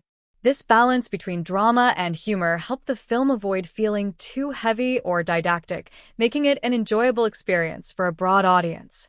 However, audience interpretations were not monolithic. Some viewers questioned aspects of the film's portrayal of cultural elements or desired deeper exploration of certain themes. Discussions around the representation of Asian cultures were nuanced, with some praising the film's efforts while others critiqued perceived westernization or simplification of complex traditions. The film prompted ongoing conversations about cultural authenticity and the responsibilities filmmakers have when portraying heritage and mythology, especially in a global market. Shang-Chi and the Legend of the Ten Rings presents a rich tapestry of character development that forms the emotional backbone of the film. At its core, the movie is not just about spectacular fight scenes and supernatural elements, but about deeply human stories of growth, conflict, and reconciliation. The central characters undergo significant transformations that reveal their motivations, fears, and desires, making the narrative resonate on a personal level. The arcs of Shang-Chi, Wenwu, Xiaoling, and supporting characters weave together to create a complex exploration of family, identity, and power. Shang-Chi, the protagonist, experiences the most profound character arc. At the start of the film, he is a man who has deliberately distanced himself from his past and family. He lives a quiet life as a parking valet in San Francisco, deliberately avoiding the skills and heritage that marked his childhood. His rejection of his father's legacy is both a survival tactic and an expression of self-preservation, born out of trauma and the desire for normalcy. Throughout the film, Shang-Chi grapples with questions of identity, who he is apart from his father's shadow, and the expectations placed upon him. His journey is one of self-discovery and acceptance. Early in the story, Shang-Chi's skills and heritage are challenged when his past catches up to him, forcing him to confront the very things he tried to leave behind. This confrontation initiates his transformation from a reluctant, conflicted individual into a confident and capable hero. He learns to embrace his abilities not as a burden, but as a source of strength and identity. The arc culminates in his decision to wield the Ten Rings for good, symbolizing his choice to define himself on his own terms rather than be controlled by his father's ambitions or the weight of legacy. Wenwu, Shang-Chi's father and antagonist, has an equally complex arc that adds depth to the film's narrative. Wenwu is introduced as a powerful and ruthless leader of the Ten Rings organization, feared and respected worldwide. His motivations are initially seen as purely villainous, but as the story unfolds, it becomes clear that Wenwu's actions are driven by grief and a desperate desire to protect his family. The loss of his wife, Li, haunts him and shapes his worldview, leading him to use violence and control as ways to cope with his pain. Wenwu's arc is one of tragic complexity. He embodies the tension between love and power, protection and domination. His inability to let go of the past ultimately causes harm to those around him, but the film portrays him not as a one-dimensional villain, but as a man struggling with loss and regret. His final moments reveal a capacity for redemption, as he sacrifices himself to save his children and the world from the dweller in darkness. This selfless act adds layers to his character, making him both a formidable adversary and a sympathetic figure. Xialing, Shang-Chi's sister, provides a compelling and underexplored arc that complements the main narrative. Initially estranged from her family and operating a hidden fight club, Xialing represents a break from traditional gender roles and family expectations. She is fierce, independent, and determined to prove herself on her own terms. Her journey is about reclaiming agency and stepping out from the shadows of her father and brother. By the film's end, Xialing takes over leadership of the Ten Rings organization, signaling her acceptance of her heritage while charting a new path. Her arc explores themes of empowerment and transformation, challenging stereotypes about women in martial arts and leadership roles. Xialing's rise as a strong, capable leader adds a fresh dynamic to the story and hints at future developments within the MCU. Katie, Shang-Chi's best friend, serves as a grounded and relatable character who provides emotional support and comic relief. While she does not undergo a major transformation herself, Katie's presence is crucial in highlighting Shang-Chi's humanity and his connection to the normal world outside of his extraordinary heritage. Her loyalty and optimism help Shang-Chi navigate his internal conflicts, making her an essential emotional anchor. The interactions between these characters drive much of the film's emotional tension and resolution. The sibling relationship between Shang-Chi and Xialing evolves from distance and misunderstanding to solidarity and mutual respect. Their shared experiences of growing up under Wenwu's shadow create a bond that ultimately helps them confront their past and face the future together. The dynamic between Shang-Chi and Wenwu is central to the story's emotional stakes. It represents a classic father-son conflict intensified by supernatural powers and a legacy of violence. Their confrontations are charged not just with physical combat, but with unresolved emotions, love, anger, betrayal, and longing. The film explores how family ties can both bind and break people, and how healing often requires confronting painful truths. Supporting characters like Jiang Li, Shang-Chi's mother, and Ying Li, Wenwu's deceased wife, also play important roles, even though their screen time is limited. Their presence looms over the narrative, symbolizing the ideal of a peaceful life that contrasts with the chaos wrought by Wenwu's ambitions. Their memories influence the motivations of both Shang-Chi and Wenwu, underscoring the film's themes of loss and hope.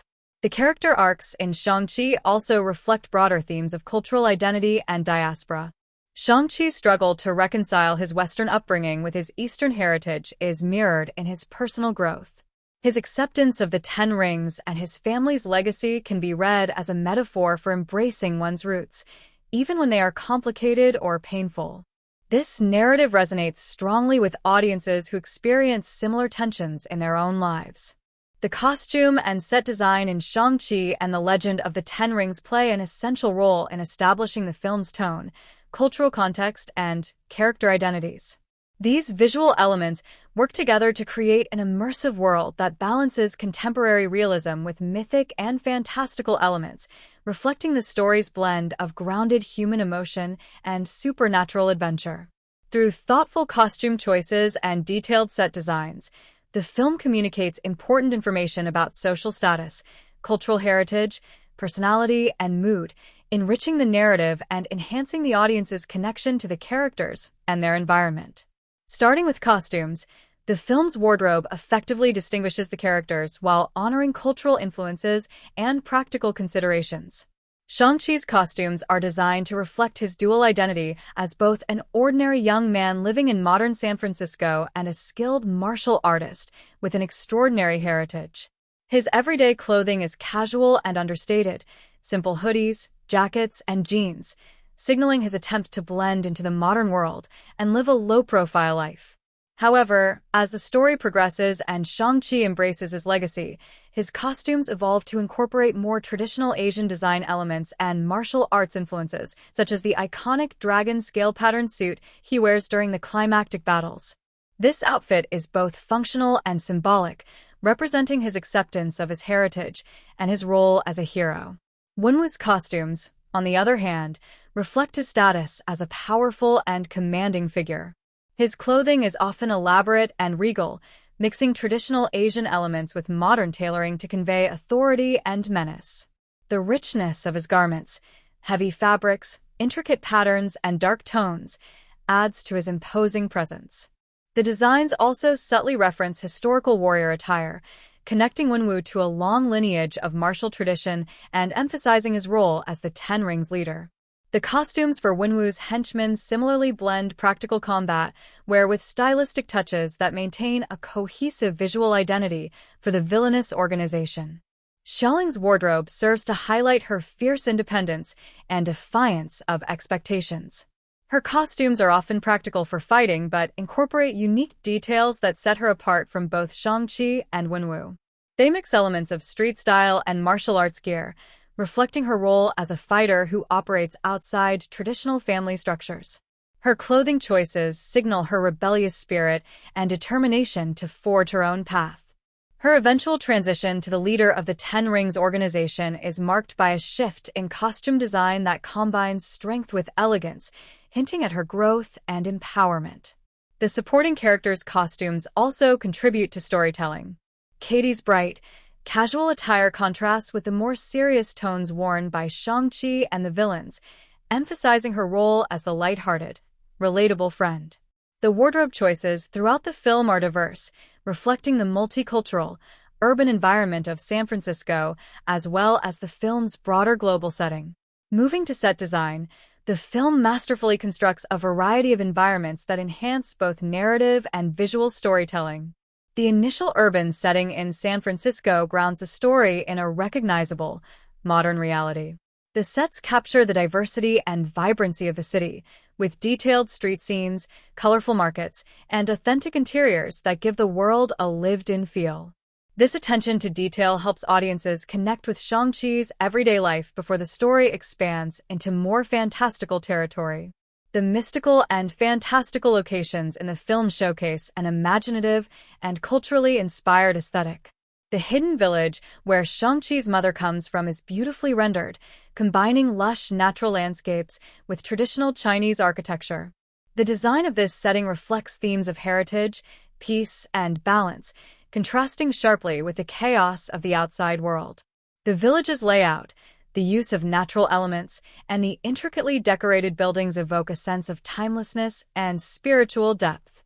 The Ten Rings compound, where much of the film's action takes place, is a striking set piece blending ancient symbolism with modern technology.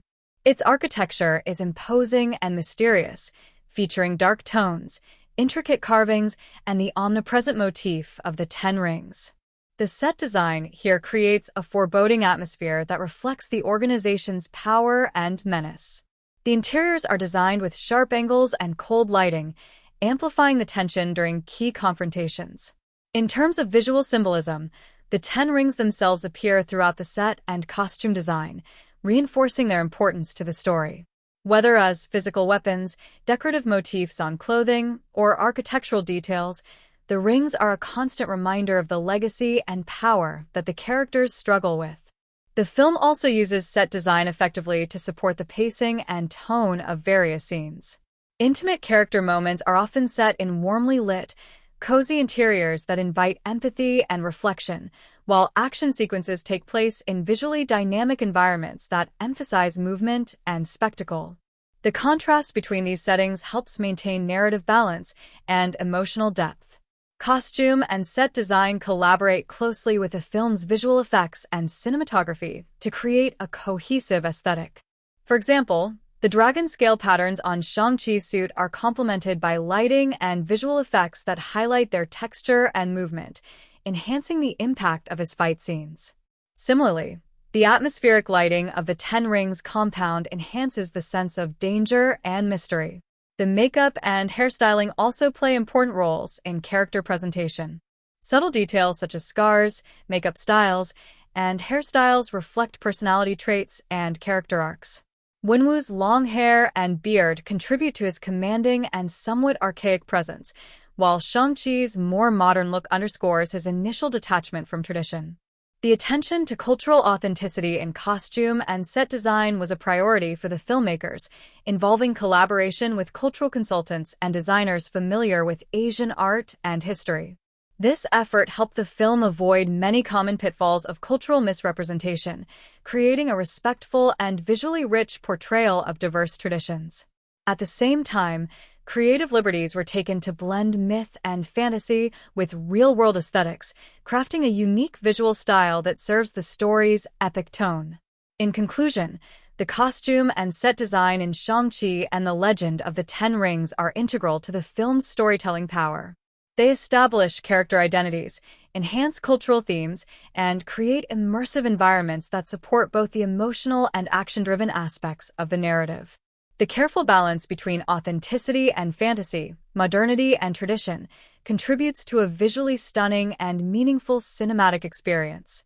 These design choices not only support the film's immediate impact but also lay the groundwork for future installments in the franchise, where characters and settings will continue to evolve. The dialogue and scriptwriting in Shang-Chi and the Legend of the Ten Rings are key components that contribute significantly to the film's success.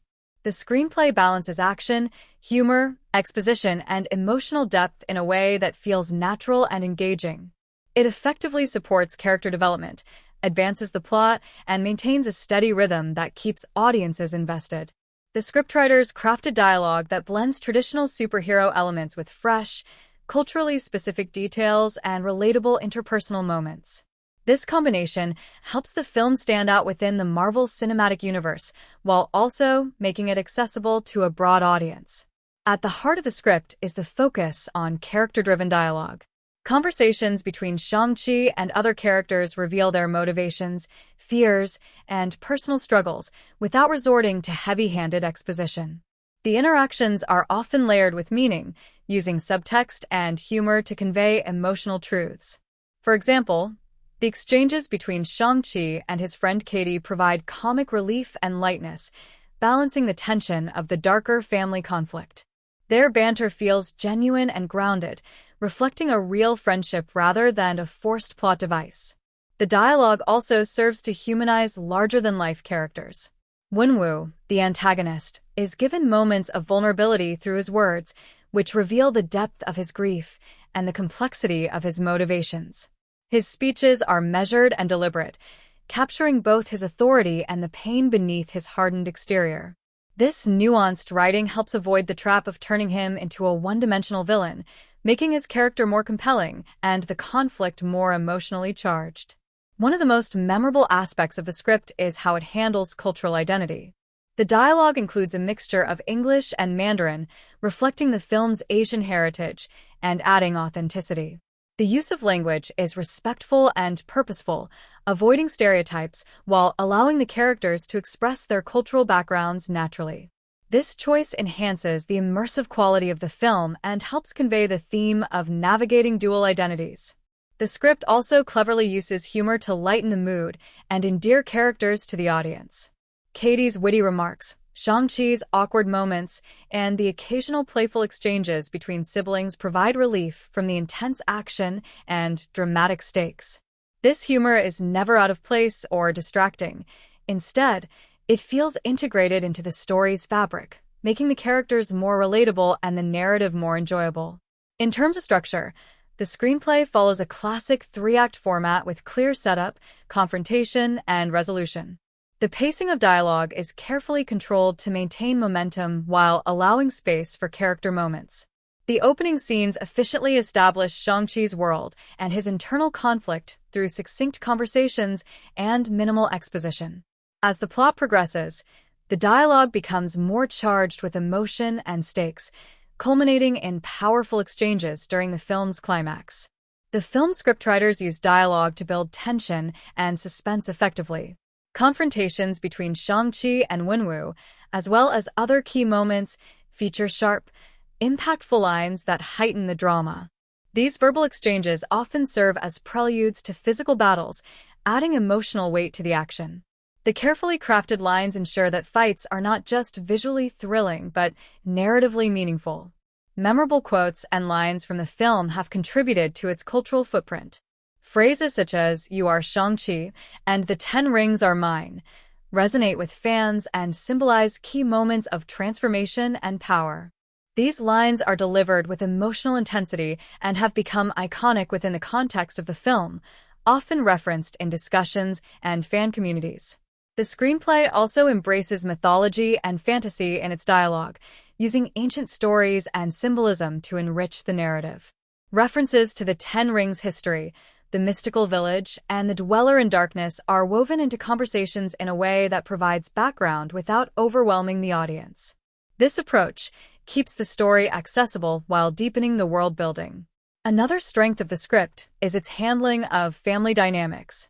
The dialogue captures the complexity of sibling rivalry, parental expectations, and reconciliation. The exchanges between Shang-Chi and Xiaoling reveal underlying tensions and mutual respect, portraying a realistic sibling relationship that evolves naturally. Similarly, conversations between Shang-Chi and Wenwu are charged with unresolved issues, blending anger, love, and disappointment in a way that feels authentic. The screenplay's approach to exposition is subtle and efficient. Instead of lengthy monologues or clunky explanations, information is often conveyed through natural interactions or visual storytelling. For instance, Shang-Chi's past and his relationship with his father are revealed gradually through flashbacks, conversations, and symbolic elements, allowing audiences to piece together the backstory without feeling overwhelmed. The writing also pays attention to pacing within dialogue-heavy scenes. Conversations are broken up by physical movement, changes in setting, or visual cues to prevent stagnation. This keeps the film's energy high and maintains audience engagement, even during slower moments. The balance between dialogue and action sequences is a notable achievement of the script. The humor in the dialogue also reflects cultural blending. Katie's Western-style humor contrasts with the more formal, sometimes philosophical tone of the Eastern characters, highlighting cultural differences in a way that feels playful and insightful. This dynamic enriches the film's exploration of multicultural identity. In terms of language style, the script is accessible yet thoughtful. The dialogue avoids cliches common in superhero movies, instead opting for fresh expressions that reveal personality and emotion. Characters speak in ways that feel true to their backgrounds and situations, which helps the story avoid feeling generic. The script also skillfully incorporates themes of empowerment and self-discovery through its dialogue.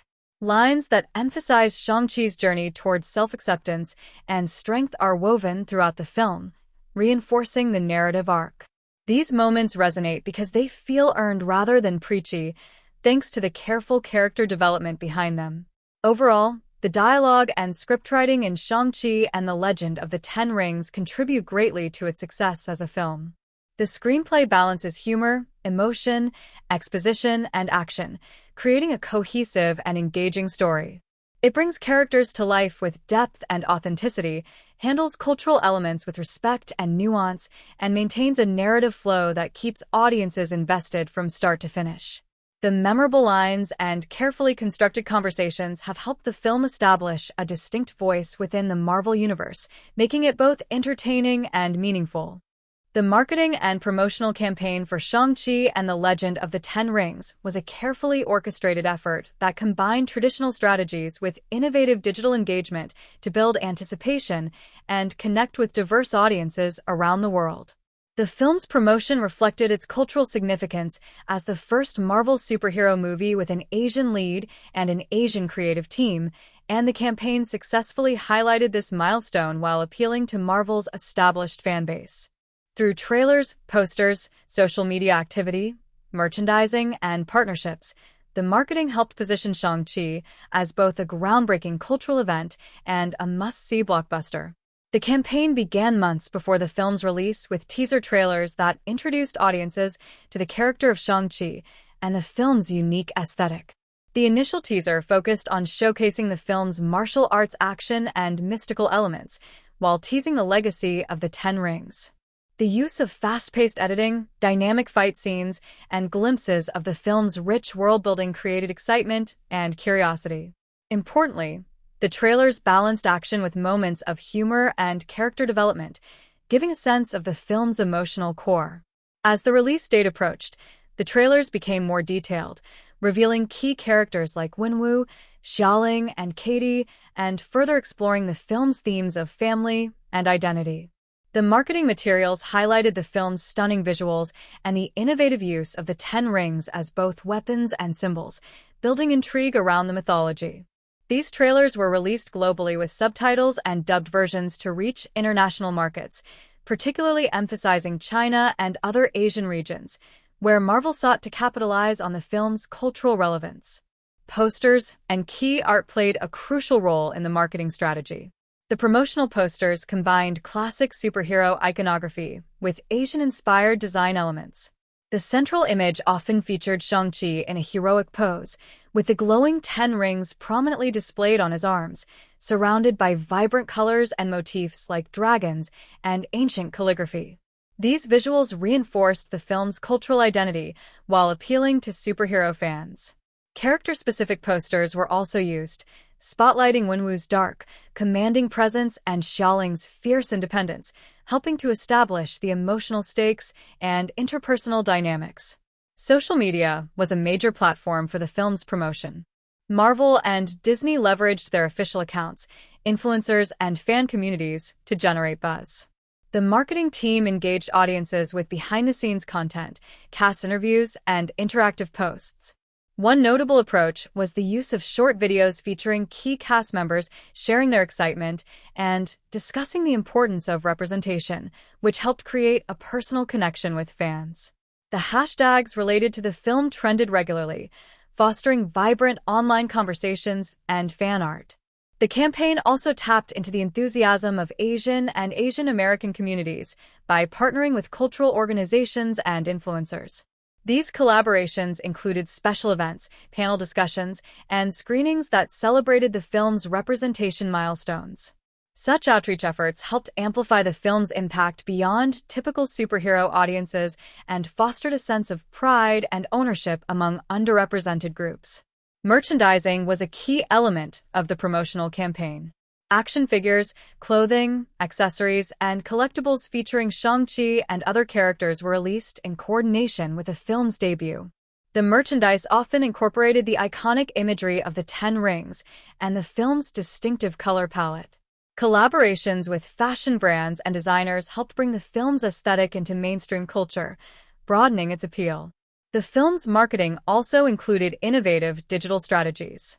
Augmented reality experiences allowed fans to engage with the 10 rings virtually, trying on the rings or simulating martial arts moves via apps. These interactive elements helped generate excitement and deepen the audience's connection with the film's mythology. Additionally, video game tie-ins and comic book tie-ins expanded the narrative universe and attracted fans of multiple media formats.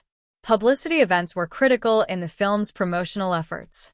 The cast and creative team appeared at major conventions like San Diego Comic-Con and D23 Expo, where exclusive footage and trailers were premiered. These appearances gave fans a first look at the film and allowed direct interaction with the actors and filmmakers. The press tours included interviews with lead actor Simu Liu, director Destin Daniel Cretton, and other key players, focusing on the film's cultural importance and production journey. The release strategy was also carefully planned. Premiering during the summer blockbuster season, Shang-Chi was positioned as a major tentpole film. The timing capitalized on audiences returning to theaters after pandemic restrictions, offering an event movie with mass appeal. Advanced ticket sales were promoted heavily, with incentives such as exclusive posters and digital content offered to early buyers. The marketing team also managed to address challenges related to the global film market. Given geopolitical sensitivities and past controversies around representation in Hollywood, the campaign took care to present the film in a way that was respectful and inclusive. Efforts to engage Chinese audiences included localized trailers, partnerships with Chinese platforms, and careful messaging around cultural elements. Despite the complexities, the promotional campaign was successful in creating widespread anticipation and awareness. By blending action, cultural pride, humor, and emotional storytelling in its marketing materials, the film attracted diverse audience segments. This broad appeal contributed to its strong box office performance and cultural resonance. In summary, the marketing and promotion of Shang-Chi and the Legend of the Ten Rings were multifaceted and strategically executed. The campaign used trailers, posters, social media, merchandise, digital experiences, and public events to highlight the film's unique qualities and cultural significance. By engaging with fans through multiple channels and embracing the film's heritage and themes, the marketing team helped establish Shang-Chi as a landmark Marvel film and a celebration of Asian representation in cinema. When examining Shang-Chi and the Legend of the Ten Rings in comparison to other films within the Marvel Cinematic Universe and the broader superhero genre, several distinctive qualities emerge. These differences reveal how the film both honors and reinvents genre conventions, offering fresh perspectives through its tone, style, and storytelling approach. It is also instructive to compare Shang-Chi to earlier Asian-themed or martial arts-inspired superhero films and to analyze how it stands in relation to the work of its director, Destin Daniel Cretton, whose previous films largely focused on grounded human dramas. One of the most notable points of comparison is how Shang-Chi situates itself within the Marvel Cinematic Universe, MCU. Unlike many MCU films that heavily emphasize intergalactic conflicts or cosmic threats, Shang-Chi grounds its story in family dynamics and cultural identity. This gives the film a more intimate emotional core compared to the epic scale of movies like Avengers, Endgame, or Guardians of the Galaxy. The villain, Wenwu, is motivated by personal loss and a desire for familial connection, rather than the abstract goal of universal domination typical in many superhero antagonists. This shift toward emotionally driven conflict aligns Shang-Chi more closely with earlier MCU origin stories such as Iron Man or Spider-Man, where character development takes precedence over spectacle. In terms of tone, Shang-Chi blends serious drama with lighthearted humor, a hallmark of many Marvel films, but with a distinctive cultural flavor. The humor often arises from cultural misunderstandings and the dynamic between Shang-Chi and his friend Katie, providing a fresh comedic voice that differs from the sarcastic or quippy tone found in characters like Tony Stark or Peter Quill. This unique blend of humor and heartfelt moments allows the film to explore deeper themes without becoming overly heavy, striking a balance that appeals to a wide audience. Visually, Shang-Chi incorporates martial arts choreography and aesthetics that draw inspiration from classic kung fu cinema, setting it apart from the more CGI-heavy fight sequences seen in other Marvel movies. The fight scenes in Shang-Chi showcase real martial art styles, emphasizing fluidity, precision, and practical combat moves rather than relying solely on superpowers or heavy visual effects. This stylistic choice evokes comparisons to films like Crouching Tiger, Hidden Dragon, or Ip Man, which prioritize physical skill and grounded combat. It introduces a new texture to the MCU's action repertoire, expanding the visual language of superhero fights. The film's use of mythology and cultural symbolism also distinguishes it from many Western superhero narratives. The Ten Rings themselves are imbued with centuries of lore that draw from various Asian mythologies, providing a rich backdrop rarely explored in mainstream superhero movies. This cultural grounding contrasts with the more universal or Western-centric mythologies found in franchises like Thor or Wonder Woman. By rooting its mythology in Asian traditions, Shang-Chi broadens the scope of superhero storytelling and represents an important step toward diversity in the genre. Comparing Shang-Chi to earlier Asian-themed superhero or martial arts films reveals both continuities and innovations. While classic martial arts movies often focus on honor, discipline, and revenge, Shang-Chi integrates these themes into a superhero framework, combining fantastical elements with grounded emotional storytelling. The film's approach to family and identity reflects contemporary concerns about diaspora, assimilation, and cultural heritage, bringing new dimensions to familiar martial arts motifs. Unlike some earlier films that exoticized Asian culture for Western audiences, Shang-Chi aims for authenticity and agency, telling its story through the perspective of Asian and Asian American creators and characters. In relation to director Destin Daniel Cretton's body of work, Shang-Chi represents a significant expansion into the blockbuster arena, but it retains many hallmarks of his filmmaking style. Cretton's previous films, such as Short Term 12 and Just Mercy, emphasize nuanced character development, emotional depth, and social realism. These sensibilities carry over into Shang-Chi, where character relationships and personal growth remain central despite the larger scale and special effects.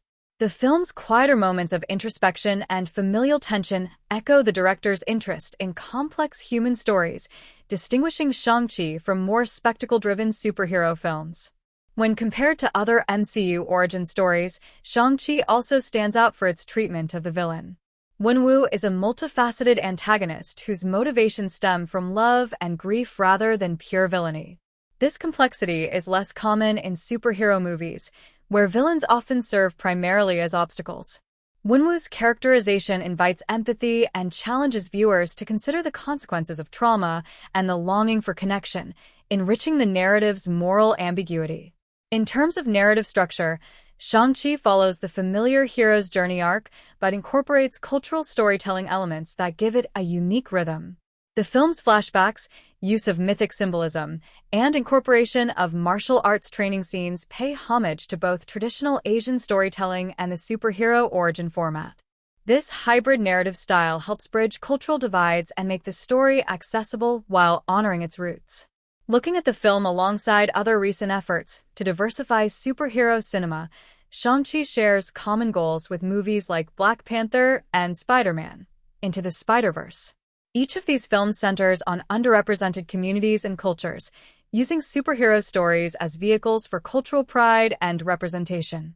However, Shang-Chi distinguishes itself by blending martial arts traditions with superhero conventions, carving out a unique niche within this growing landscape.